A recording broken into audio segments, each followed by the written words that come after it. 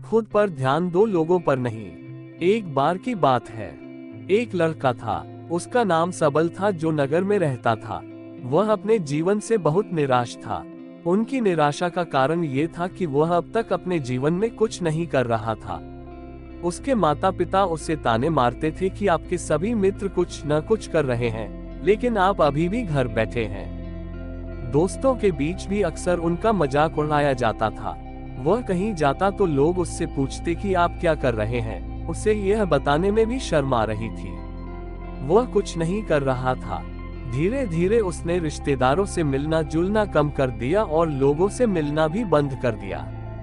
वह ज्यादातर समय घर पर ही रहता है। वह अकेला रोता है और भगवान को कोसता है और अपनी किस्मत को दोष देता है। अब उसे अपना जीवन बोझ लगने लगा था। कभी कभी वह सोचता कि कब वह कुछ करने के योग्य बनेगा, और फिर वह सोचता कि जिंदा रहने से अच्छा मर जाना है। एक दिन वह अपने नगर की एक गली से गुजर रहा था। तभी उसने देखा कि एक उपदेशक दुख और परेशानियों पर उपदेश दे रहा है। वह भी उसी भीड़ में सबसे पीछे बैठ गया और गुरु के प्रवचन सुनने लगा। उपदेशक कह रहा था, दुख एक शिक्षक की तरह है जो हमें जीवन की सच्चाई दिखाता है और हमें जीने का सही तरीका सिखाता है। आप चाहें तो जिंदगी जीना भी सीख सकते हैं। गुरुजी उपदेश दे रहे थे कि तुम चाहो तो कुछ भी हासिल कर सकते हो, और अगर चाहो तो एक कोने में बैठकर रो सकते हो। इन सभी बातों को सबल ध्यान से सुन रहा था, लेकिन शिक्षक की यह बातें पसंद नहीं आई। उसने खड़े होकर कहा कि कुछ भी सिखाने से दुख दूर नहीं होता। इसमें केवल दर्द होता है। दुख की पीड़ा अनंत है। ऐसा लगता है कि इसके बाद कुछ होने वाला नहीं है। इससे कुछ भी फर्क नहीं पड़ता है। इसके सामने तो मौत भी छोटी लगती है। उपदेशक ने कहा, फिर तुम्हारा दुख क्या है? सबल ने उसके सामने अपनी सारी व्यथा सुनाई और पूछा, मेरे दुख का कोई उपाय है तुम्हारे पास? ये सुनकर शिक्षक मुस्कुराए और बोले, तुम उस दिन मेरे पास आओ जब आपके जीवन में वास्तविक दर्द हो। मैं आपकी समस्या का समाधान अवश्य करूंगा। ये कहकर गुरु वहां से चला गया। सबल ने सोचा, कहीं मेरा दुख नकली तो नहीं है? क्या मैं जिस दर्द से गुजर रहा हूं वह नकली है? मेरा दुख कोई नहीं समझ सकता। जब माँ बाप नहीं समझते तो गुरु क्या समझेगा? उनके दुखों से व्यथित होकर सबल ने एक फैसला लिया कि अब वह कुछ करेगा। सबल ने एक छोटा व्यवसाय शुरू किया, पर उसे सफलता नहीं मिल रही थी। लेकिन उसके घर वाले पूछते हैं कि क्या वह कुछ कोशिश कर रहा है। वह अपने व्यवसाय में लगा रहा और धीरे धीरे उन्हें सफलता मिलने लगी। फिर उसने गति पकड़ी और केवल 3 साल के अंदर ही वह एक बड़ा बिजनेसमैन बन गया। अब सबल के आसपास ऐसे कई लोग थे जो उसकी परवाह करता था, जो उससे प्यार करता था। अब उनके परिवार के सदस्य भी उसकी तारीफ करते नहीं थक रहे थे। दिन ब दिन उसके मित्रों की संख्या बढ़ती जा रही थी। अब वह अपनी जिंदगी से बहुत खुश था। उनके कुछ दोस्तों ने उन्हें सलाह दी कि जब आप एक बड़ा बिजनेसमैन बनकर बहुत खुश हैं तो सोचिए आपको कितनी खुशी होगी अगर आप इस शहर और इस राज्य के सबसे बड़े बिजनेसमैन बन जाते हैं।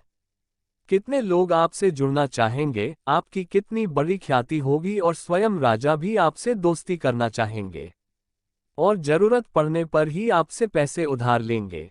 दोस्तों की यह बात सबल के मन में घर कर गई। अब वह और पैसे कमाने की कोशिश करने लगा, लेकिन उसे ये सब बहुत ही जल्दी चाहिए था। वह समय बर्बाद नहीं करना चाहता था। उनका अधिकांश समय इन चीजों को प्राप्त करने में गलाने लगा। इसलिए वह ऐसे काम करने लगा जो सही नहीं था। उसने बड़ा उधार लेना शुरू कर दिया। उसके दोस्तों से पैसे की मात्रा और अधिक मुनाफा कमाने के लालच में वह अपने माल में मिलावट करने लगा। उसने अन्य व्यापारियों के खिलाफ भी साजिश रची और उन्हें डराया धमकाया। जैसा उसके दोस्त कहते थे वैसा ही करता था। वह इन तरीकों से ज्यादा पैसा कमा रहा था, पर अब उसके जीवन में पहले जैसा चैन न था। उनके मन की शांति गायब हो गई थी और वह रात को सो नहीं पाता था। वह हंगामे में रहता था। वह सब कुछ पाकर भी उन्हें किसी चीज में सुख नहीं मिल रहा था। एक दिन सबल अपनी गाड़ी में कहीं जा रहा था। तभी रास्ते में उन्हें उपदेशक का आश्रम दिखाई दिया। वह रुका और गुरु के पास जाकर बोला, संत, आपने मुझे मेरे पास आने के लिए कहा था जब मेरे जीवन में सच्चा दुख आता है। अब मैं बहुत दुखी हूं कि मेरी नींद हराम हो गई है। मुझे कहीं भी शांति नहीं मिल रही है। इस प्रकार सबल ने अपनी सारी समस्याएं गुरु को बता दी। गुरु ने कहा, जब तुम पहली बार मुझसे मिलने आए थे तब भी तुम किसी दुख में थे, आपने उस दर्द से क्या सीखा? सबल ने कहा कि सिर्फ सोचने और चिंता करने से कुछ नहीं होता। आपकी दृष्टि को सच करने के लिए ये कार्रवाई करता है। और सिर्फ काम करने से कुछ नहीं होता, परिणाम भी मिलना चाहिए। जब आपको लगता है कि आपका लक्ष्य हासिल नहीं होने वाला, तब राह में चाहे कितनी भी मुश्किलें आ जाएं, मन कितना भी निराश क्यों न हो, कितना भी लगता हो कि अब कुछ नहीं होने वाला है, तभी विश्वास करें, मैं जो भी कर रहा हूं उसमें अवश्य सफल होऊंगा। लोग केवल सफल लोगों का सम्मान करते हैं। कोई कितना भी अच्छा क्यों न हो, वह हमेशा लोगों की नजरों में बोझ बने रहते हैं। ये सब सुनकर उपदेशक मुस्कुराया और बोला, जब आपके पास है तो यह वास्तविक दुख नहीं है। अपने जीवन में वास्तविक दुख आए तब मेरे पास आओ, मैं उसे ठीक कर दूंगा। सबल ने जाते समय साधु को सोने के सिक्कों से भरा घड़ा भेंट किया। घड़े को देखकर गुरु ने कहा कि यह मेरे किसी काम का नहीं है। उस पेड़ के नीचे गड्ढा खोदकर गाड़ दो। सबल ने घड़े को पेड़ के नीचे दबा दिया, जैसा कि गुरु ने बताया, और वहां से चला गया। कुछ दिनों से कारोबार ठीक चल रहा था, लेकिन व्यापार के गलत तरीके के कारण धीरे धीरे उसे व्यापार में घाटा होने लगा। उसकी सारी दौलत धीरे धीरे खत्म होने लगी और एक दिन ऐसा भी आया जब उसके पास कुछ भी नहीं बचा और उस पर कर्ज का बोझ चढ़ गया था, परंतु वह निश्चिंत था, क्योंकि उसने अपना सारा कर्ज अपने दोस्तों से लिया था। उसने सोचा कि उसके दोस्त बुरे वक्त में उनके साथ खड़े रहेंगे, लेकिन ऐसा कुछ नहीं हुआ। जैसे ही बुरा वक्त आया, दोस्त पहले उससे कर्ज मांगने लगे। अगर उसने कर्ज नहीं लौटाया, उन्होंने उसे जान से मारने की धमकी भी दी। उनके सभी शुभचिंतक और प्रियजन उससे दूर हो गए। उसके दोस्त, जो उसके साथ मस्ती किया करते थे, अब उससे दूर भाग रहे थे। उसका परिवार उसकी गलतियां और कमियां गिनने लगा। उनकी सारी संपत्ति नीलाम कर दी गई और उसके पास कुछ भी न बचा। जब उसने अपने पिता से मदद मांगी, पिता ने कहा कि मेरे पास थोड़ी सी संपत्ति है, मैं तुम्हारी माँ को क्या कहूँगा अगर मैं तुम्हें दे दूं? ये संपत्ति हमारा अंतिम उपाय है। सबल के मन में गहरा दुख छा गया। उसके आसपास कोई नहीं था जो उनके दुख को समझ सके, जो उसे संभाल सके। जनता के इस विश्वासघात के कारण वह अंदर से टूट चुका था। वह सोचने लगा कि अब जीने का क्या मतलब है, अब मौत ही मेरा सहारा है। वह आत्महत्या करने के लिए पहाड़ी पर जा रहा था, तब से उसे याद आया कि उस शिक्षक ने उससे कहा था, मेरे पास आओ जब तुम्हारे जीवन में वास्तविक दुख हो। सबल गुरु के पास गया और अपनी सारी व्यथा सुनाए। आंखों में आंसू लिए उसने कहा, हे गुरुजी, मेरे दुख का निवारण कीजिए। गुरु ने कहा, जब जीवन में असली दुख होता है तब मेरे पास आ जाना, मैं इसे जरूर ठीक करूंगा। सबल ने कहा कि ये क्या हो रहा है, मेरी जिंदगी में अभी दुख नहीं है तो आखिर असली दुख क्या है? गुरुजी ने सबसे कहा कि पहले आप मुझे बताओ, आपने अपने दुख से क्या सीखा? सबल ने कहा कि मैंने वह सीखा, जो लोग हमारे जीवन में आते हैं वह हमारी सफलता और प्रगति के कारण वो हमें धोखा जरूर देंगे, क्योंकि बुरे समय में वे हमारे साथ नहीं खड़े होंगे। वे अच्छे समय में ही हमारा फायदा उठाएंगे और बुरे समय में हमें छोड़ देंगे। उन लोगों पर ही भरोसा करें जो हमारे बुरे समय में हमारे साथ खड़े रहते हैं, लेकिन ऐसे लोग बहुत कम होते हैं। लेकिन जिनके पास है उन्हें उनकी सराहना करनी चाहिए, उनका अपमान नहीं करना चाहिए। मैंने कभी भी किसी के खिलाफ साजिश नहीं रखना चाहिए।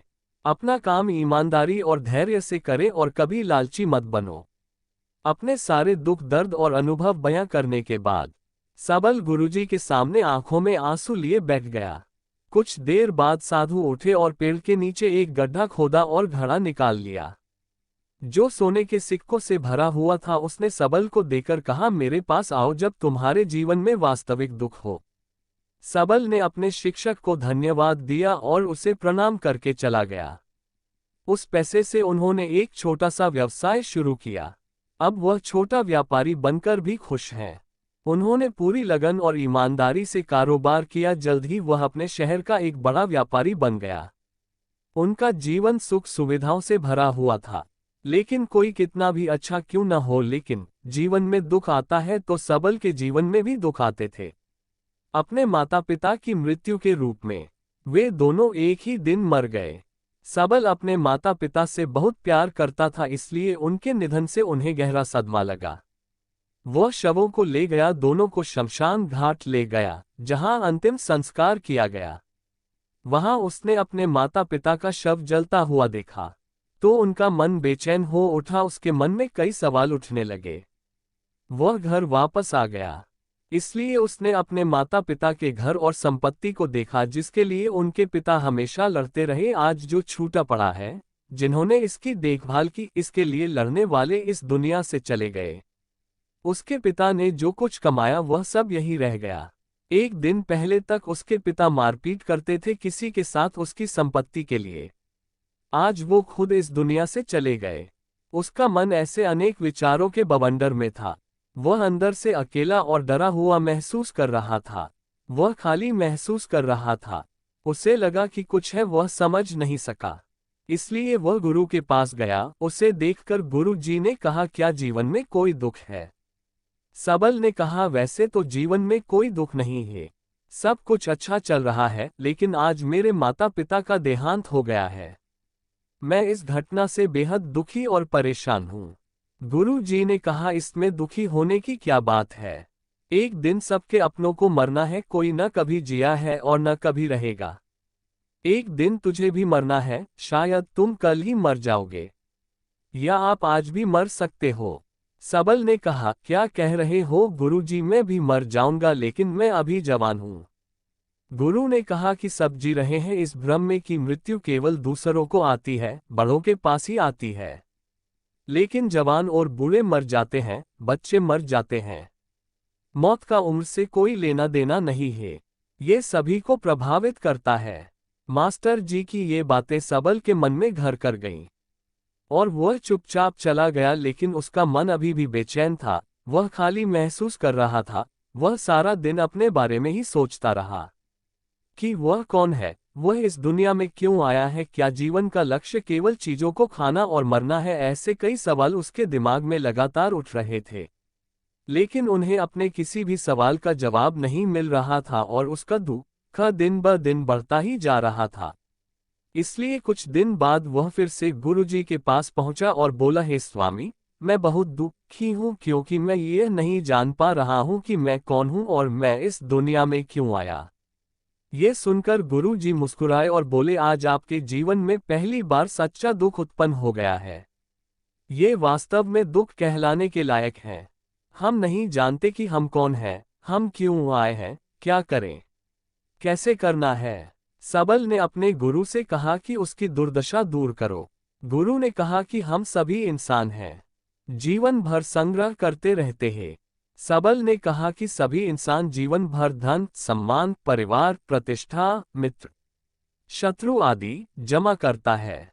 गुरु ने पूछा, क्या हम एकत्रित की गई चीजों में से कुछ भी अपने साथ ले जा सकते हैं? सबल ने कहा, कोई भी इंसान अपने साथ कुछ भी नहीं ले जा सकता, वह सिर्फ अकेला ही जाता है। मेरे माता पिता भी अपने साथ कुछ भी नहीं लेकर गए, सब कुछ धन संपत्ति वैभव सब कुछ यहाँ पर छोड़कर गए।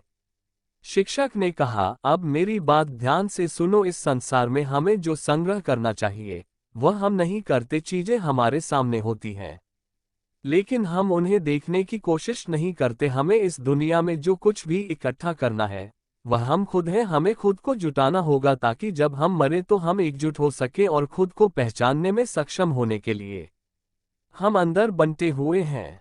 हम प्यार, नफरत, गुस्सा, ईर्ष्या में बंटे हुए हैं। क्रूरता, धन, स्थिति, प्रतिष्ठा, सम्मान, पहचान, धर्म, जाति, सैकड़ों हजारों ऐसी चीजों और इच्छाओं में हम विभाजित हैं और टुकड़ों में जीवन जी रहे हैं। इस विभाजन के कारण हमारी चेतना कभी एक नहीं हो सकती।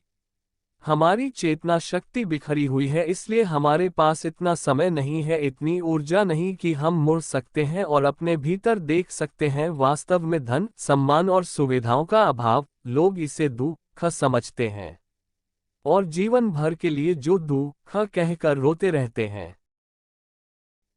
आशा करते हैं कि स्टोरी में से कुछ सीखने को मिला होगा। धन्यवाद।